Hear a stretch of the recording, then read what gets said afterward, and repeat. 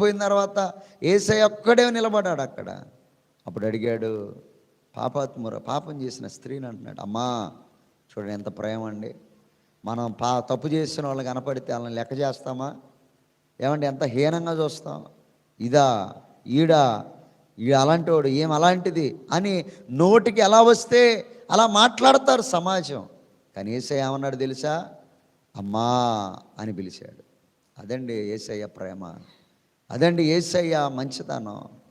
ఆమెని క్షమాహృదయాన్ని తీసుకురావడం, ఆమెలో ఒక గొప్ప మార్పు తీసుకురావటం కోసమై ఆమెతో ఎలా మాట్లాడేది? ప్రేమగా మాట్లాడమ్మా ఎవరు నేను శిక్షింపలేదా అని అడిగాడు. అప్పుడు ఆమె చెప్పింది, అయ్యా నన్ను ఎవరు కూడా శిక్షింపలేదు అయ్యా, అయితే నేను నిన్ను శిక్షింపనమ్మా అన్నాడు. ఎందుకు శిక్షింపను అన్నాడు? శిక్షింపడానికి అధికారం కలిగిన వాడు. ఆయన ఏమన్నాడు? పాపం లేని మొదటి రాయమేంటి? అందరిలో పాపం ఉంది, కానీ ఆయనలో పాపం లేదు. ఆయన శిక్షించగలిగినటువంటి పరిస్థితి ఉంది. అయినని అంటున్నాడు, అమ్మా నేను శిక్షించను కానీ